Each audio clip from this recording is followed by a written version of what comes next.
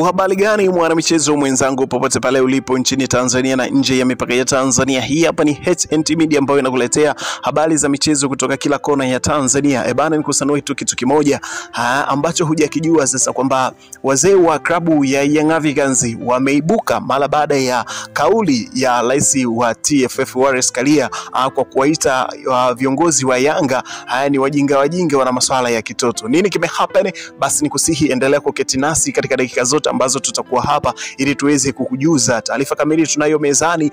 Ni swala la kukusomea tu na kukuchambulia kitu ambacho unahitaji kukipata mwanafamilia wa HNT Media. Lakini kabla hatujafika mbali zaidi, hakikisha kwamba kama ndo kwanza mara yako ya kwanza unajiunga nasi, hakikisha kwamba unabonyeza maandishi ambayo yameandikwa subscribe hapo chini ya video. Lakini pia usisahau ku turn on notifications, usisahau kuruhusu alama ya kengele itakayojitokeza hapo pembeni. Kwa kufanya hivyo kutakufanya wewe uwe wa kwanza kupata taarifa zetu kila wakati tunavyokuwa tunakuletea, ukiwa sehemu yoyote wakati wowote ndani ya Tanzania na nje ya mipaka ya Tanzania. Hii hapa ni HNT Media na mimi ndio twende sawa kwa dakika zote tukazoketi hapa. Unaambiwa wazee wa klabu ya Young Africans wameitisha press na waandishi wa habari kutokana na kile ambacho kilitajwa na rais wa TFF kuhusiana na kauli yake na interview yake ambayo alifanya na moja kati ya chombo cha habari hapa Tanzania. Basi aliweza kuulizwa juu ya kile ambacho Young Africans walikitaja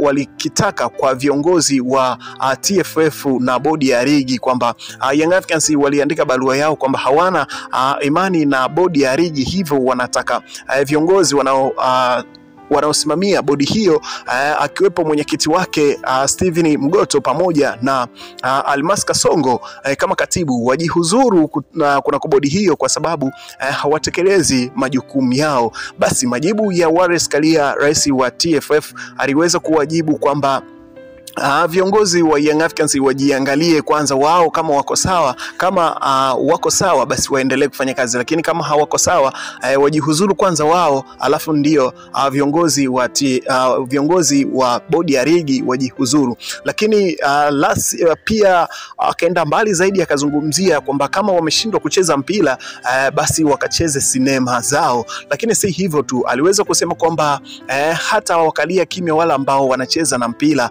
wa Tanzania, kwa sababu mpira wa Tanzania yeye ameutoa mbali na mpaka kufikisha hapo ameutoa mbali na ameupigania kwa jasho na damu. Lakini bana, kukawepo na moja kati ya taarifa sasa hapa nilivyopita kunako Instagram tofauti hapa, kuna taarifa moja kati ya mchambuzi wa masuala ya mchezo hapa Tanzania alijaribu kuzungumza na kumjibu Wallace Karia juu ya kile ambacho anakizungumza kwamba yeye amepigania soka la Tanzania kwa muda mrefu. Basi huyu hapa bwana alikuwa anazungumza, wakati Yanga inaanzishwa haukuwepo, sijui ulikuwa wapi wakati mpira unaanza kuchezwa nchi hii, wewe haukuwepo, pia haujawahi kucheza popote kusema una mchango mkubwa na mpira wa Tanzania. Kama unafikiri una nguvu sana kuzidi walioanzisha mpira huo, bro, unajidanganya. Nani alimjua Karia? Umecheza timu gani na kwa mafanikio gani? Rais wa TFF ambaye ameacha alama ni mtega, nyie wengine ni mtenga. Nyie wengine mna bahati tu, mmekuja nyakati ambazo watu wamewekeza pesa zao. Heshimu pesa za watu waliowekeza kwenye mpira. Wewe hujawahi hata kutoa mia yako mbovu na zaidi ndio unanufaika kwenye maisha yako, na hakuna jasho umevuja kwenye mpira wa Tanzania. Mpira wa Tanzania sio mali yako, sisi sio watoto wako kuzani kwamba unaweza ukatufokea unavyotaka. Wananchi wanaweza kukutoa hapo ulipo na nafasi hiyo na nafasi yako hiyo muda wowote, wakati wowote, japo sio wapiga kula wako. Mashabiki wana nguvu kuliko hao wajumbe wako ambao wanakupendelea, unaowafinyia bahasha na unaowategemea wakupe kula za ndio. Bana, hii hapa ilikuwa ni moja kati ya posti ya mjumbe mmoja na mdau mmoja wa masuala ya michezo hapa Tanzania. Mara baada ya Wallace Karia kutoka na statement yake hiyo, basi unaambiwa kwamba watu waliweza kumshambulia kweli kweli juu ya kile ambacho alikizungumzia. Bana, nimeamua nikupitishe katika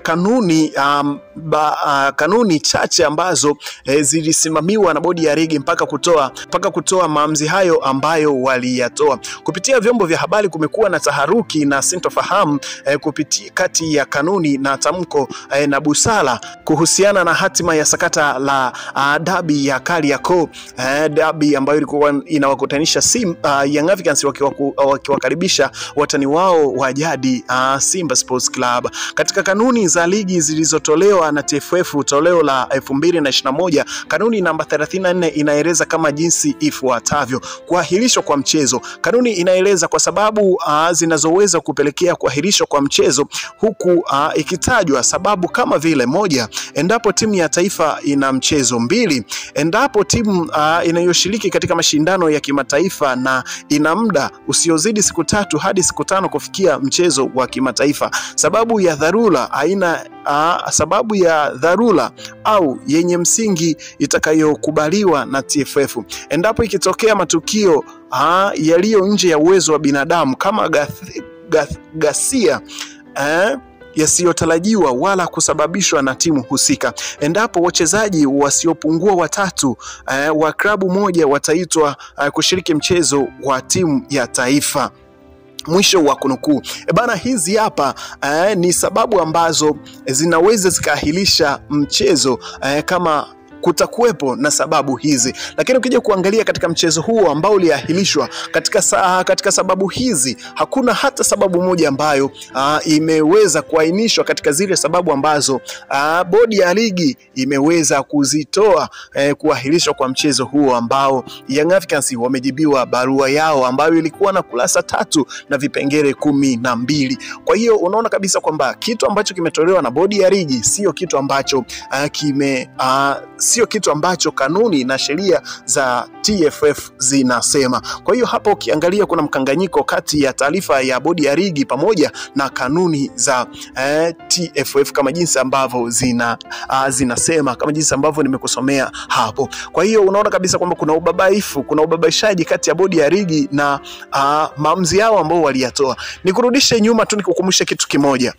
Wakati siku ya tarehe 8 March ambapo dabi hiyo ilitakiwa kuchezwa, Steven Mgoto kama mwenyekiti wa bodi hiyo ya ligi aliweza kutoa statement kuna mitandao ya kijamii kuhusiana na game hiyo ambayo ilikuwa inatajwa kuchezwa siku hiyo. Basi Steven Mgoto kupitia ukurasa wa Instagram wa TFF na bodi ya ligi waliweza kuzungumza, waliweza kuwataka mashabiki wasogee uwanjani kwa sababu mechi iko pale pale, na akawataka pia mashabiki waendelee kununua tiketi kwa sababu mechi iko pale pale haijaahirishwa. Lakini masaa mawili baadaye Steven Mgoto kupitia bodi yake wakaweza kuahirisha mchezo huo. Kwa hiyo unaona kabisa kwamba viongozi wa bodi ya ligi hawajitoshelezi katika kutoa maamuzi, hawajitoshelezi katika engo gani. Viongozi wa ligi, ninaweza nikakupa sababu ambazo unaona kabisa kwamba hata ukiwa mtoto mdogo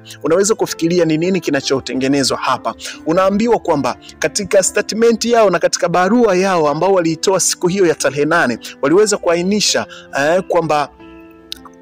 kuainisha kwamba klabu ya Simba Sports Club haikutoa taarifa kuwa wanaenda kucheza mchezo katika uwanja huo wa Benjamin Mkapa ambapo mchezo tajwa ulikuwa unatakiwa kwenda kuchezwa pale. Lakini pia klabu ya Simba Sports Club hawakutoa taarifa kwa meneja wa uwanja, hawakutoa taarifa kwa commissioner wa mchezo, hawakutoa taarifa yoyote kwa official wa TFF yoyote kwamba watakwenda kufanya mazoezi hapo. Alafu leo wanakuja kutuambia kuna kwa barua yao kwamba hakuna kanuni inayomtaka klabu ngeni kutoa taarifa kwamba wanakwenda kufanya mazoezi. mazoezi. Kwa hiyo unaona kabisa kwamba katika taarifa ambazo zinatolewa na TFF kumekuwa na mkanganyiko wa taarifa zao kupitia taarifa za mwenyekiti wa kamati hiyo.